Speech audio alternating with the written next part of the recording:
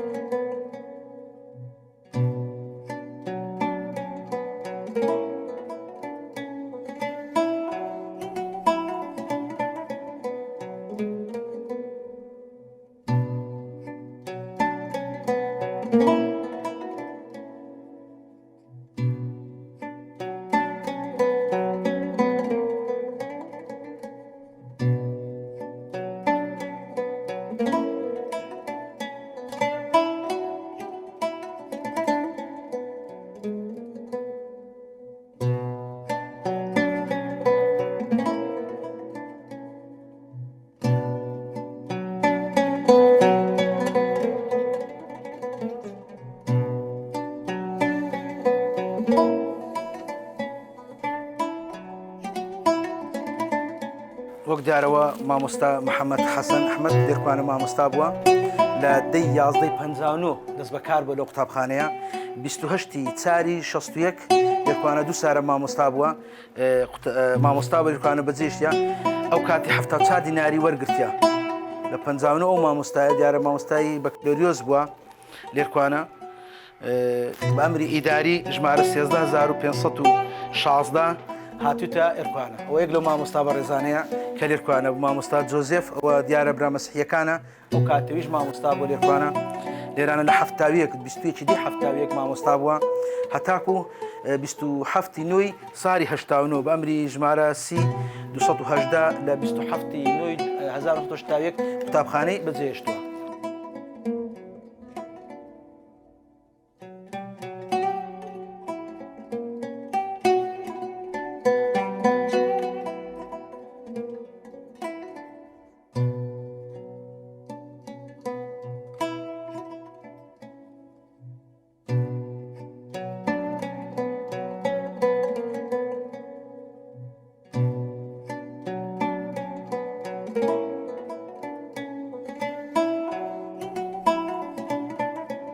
چۆن دەتوانین دوو مادە لەگەری یەکدری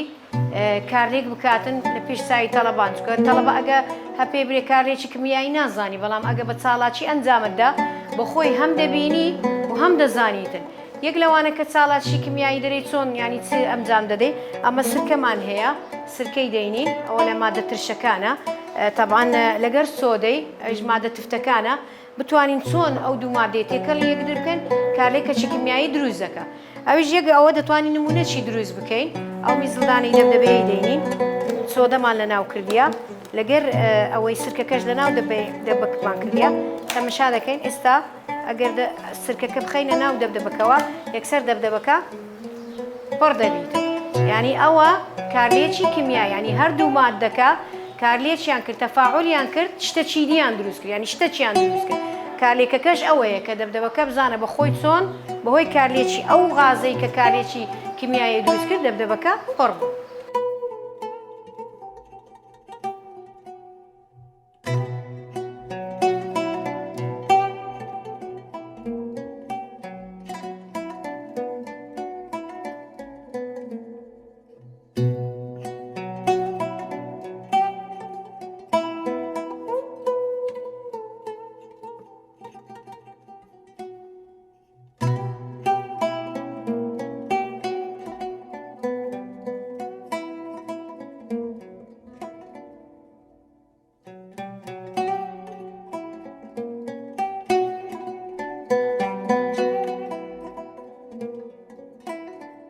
تۆماری سجلی قەیدعام ئیمەح الئومیەی پێدەڵێن نێشتنی خوێندەواری ئەو کاتە بۆ ئیلزامی بوو بۆ هەموو قوتابیان ئەوانەی کە خوێندیاری بۆ دیارە حکوومەتی عێراقی ئەو کات ئەمری کردیا ئەوانەی کە خوێندەوارن لە کاسبکارانی ئەو بازاڕە ئێرکوانە بێن لێرانە دەرس بخێنن. تێدا یەک لەو شتانی کە بەڕاستی سەرنجی ڕائیشایمە یەک لە قوتابیەکان ناوەکەی نارێ نەکۆ تاکو ئێستا مابچ کە لە هەشتەکانە لە ژیان قوتابخانە بەجێهێشتیا ئەمرێکی ئیداریان لۆ دەرکردیە لە قایمقامێتی هەولێر کە خەبەری شورتەی بدەنەوە پۆلیسی هێرە هەولێر بدەن بستە دوکانەکەی لەکنی خەبەری دەمزان بۆ نهاتی قوتابخانە بەجێش داوام دەکرێت. تێدا ئەو نقطەیەش مامۆستا ئەکرەم ڕەشید حەسەن کە بەڕێوەبەری ئەو قوتابخانەیە بۆ ئەو مەحەولی بەرێکوانە خەبەری دایتێ لەگەر پۆلیسەکی چووە ئیدی لە سەجل عامیش قەیدی لە تۆماری گشتیش ئیشارەتیان پێدایە. ئەوە لێرانە کاک عەساف خینەکەی خۆی بە تەواو کردووە سایق تەکسی بووە دیارە لە ڕێگای بەغدا لێرە لە محەلەی تاعجیل بۆ ئەو کاتی.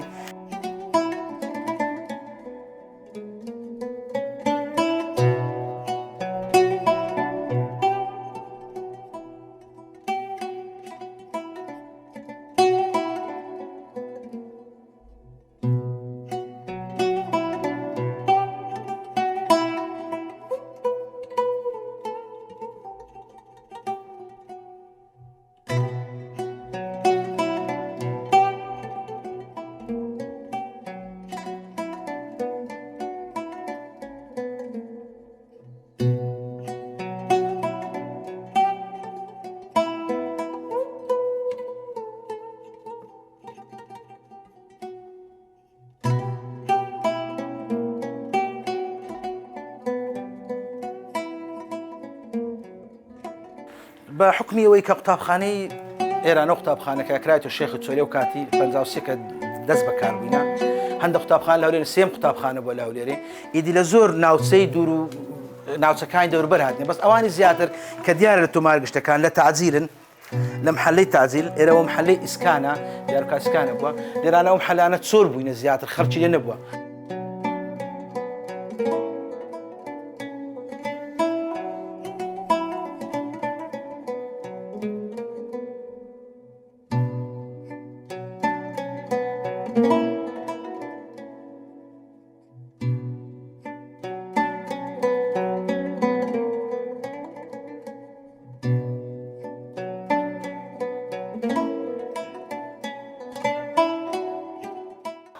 کاکەشوان قوتابخانەکەمە زۆر خەڵاتی بەدەستێنایە ڕێزلێنان لە قوتابیان و لە مامۆستایان و لە مافی منداڵان بەشداریمان کرد لەسەر 16 قوتابخانە خەڵاتی زێڕینمان وەرگرت جەنابی وەزیری خەڵاتی زێڕین و شەهادەی بەخشی بە قوتابخانەکەمان. ئەی ئەو چالاکیانەی وەرزشین یعنی تا چەند بەشداریتان؟ زۆر بەشدار دەکەین لە وەرزشی لە هونەری هەموو ساڵێ لە پیشانگایەکان و نایابیش وەردەگرین. چێن ئەو مامۆستایانە چەند هاوکارتان دەبن لە بەڕێوەبردننی ئەو مامۆستای وانەی هونەرمانەیە مامۆستای زانستمانەیە وەرزشەکەش بەخۆمە.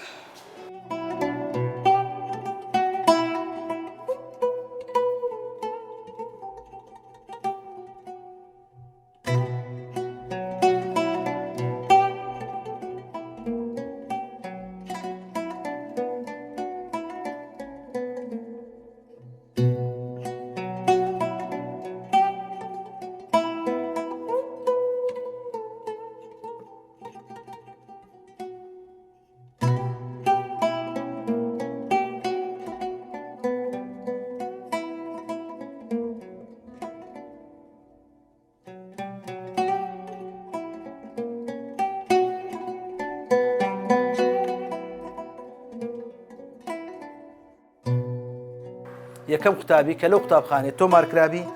لە 15/1954 بووە خۆشی موالیدی 20/1940 بووە لە 54 و دیاریشە لە گەڕەکی تعجیل بووە و کاتێ و گەڕەکەی گەورە بووە بەرفراوان بووە خەرکەی زیاتردا بووە ناوچەکان چۆلەوانی بووینە زیاتر کە و گەڕەکرای تۆ ئیدی زیاتر بۆ قوتابیانی ێرکوانەکراینەوە.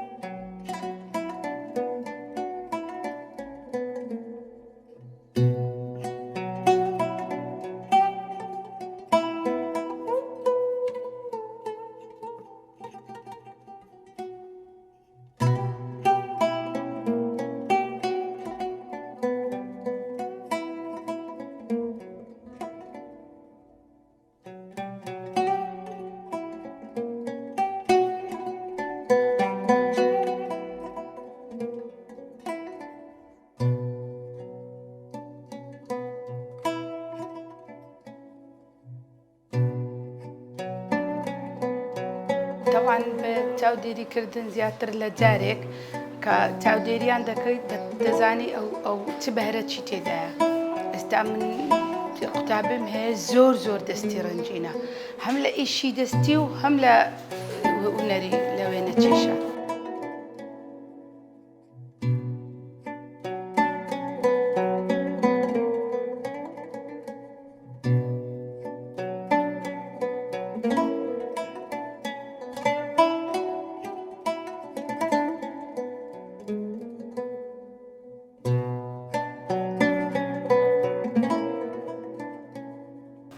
يعني هتا من ديم اوان ليرن اوان ددل يعني بخوش دبي او جوريكي هنر تايبت بهنر يعني تايبت كهنر ما عندي اما دين ليره دادن شي هنري لكي لبرو زور دل يعني بخوشه هم دبتا يعني جوغورين يقلبوا طلبه كان هم جوركش ها عندك شتيتي دا حزدك يعني ليره زور بيان خوشه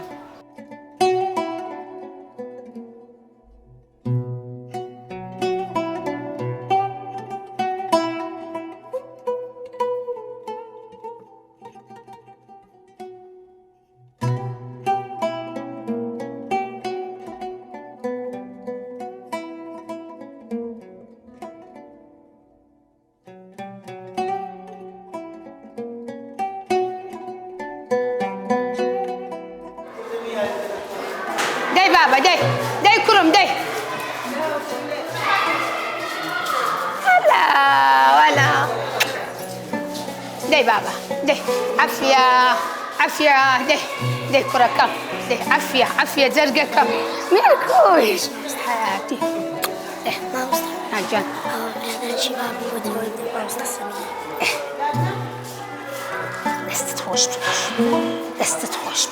دست تخوش هلا عاقل بوي داي بابي من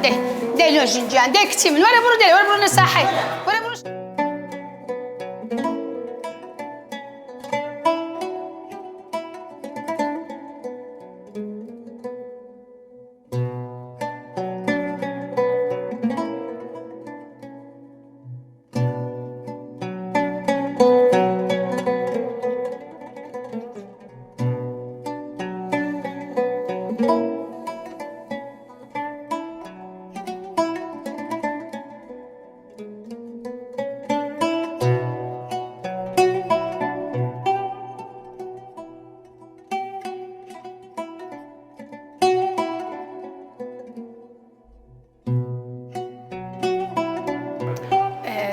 ئەمن پلانی ساڵانەمان هەیە بەس ئەمن لە کاتی یعنی برێ دوو وانەی هونەر دەخوێنم وانەکەیت کە دەرێن بە خۆتان چتان لە دڵتانە لە بۆم دروستکەن ئەو کات دەزانم گرفتی تەڵەبەکەی چییە یعنی ئەو شتێک کە لە ناخی خۆیتی لە بۆ من دروستی دەکە بە وێنە ئەمن دەزانم چ دەرێ ئەمن تێدەگەم چ دەرێتن یان حەزی لە چییە یان ئارەزووی لە چییە یان ڕقی لە چییە هەمووی لە بۆم یعنی دووانەی هونەر لەسەر پلانەکە خۆم دەڕۆم وانەک دەرێن بە خۆتان بە دڵی خۆتان چتان حەزێ لە بۆم دروستکەن ئەو کات دەزانم ئەو قوتابیەکانم چ گرفتە چیانەیە چیان حەز لێ و چیان حەز لێ نییە ئەو شتانە کە بێتان وەتام و ناخۆشن نمونە خۆر بێتابە ئەو تفتە جایی تفزاوی پاکەرەوەکان لەگەر سۆدەی سۆد وەماکە لە هەموو بابەتێکدا هەموو یعنی هەموو جۆرە توخبێ هەموو شوکە توخبلێک مادەجاتر پێ بدایە و ئاوێتە لە دوو توخب یان زیاتر پێ بدێت ئێستانی ورە دوو توخبانێک داوە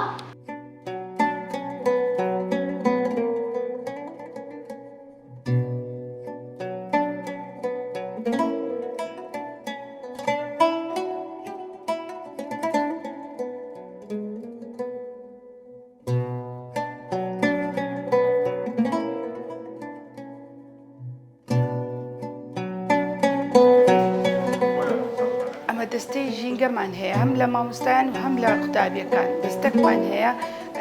ئەمن وانەی هونەر بە وەرزش بە بیرکاری بە سرود بە مۆسیقا بە ژینگە هەمووی دەبەستمەوە هەمووی وانەی هونەر دەبەستمەوە لە بەروەی دەمەوێت لە ڕێگەی هونەرەوە ژینگەکەش بە پارێزن و ژینگەشیان خۆش بێ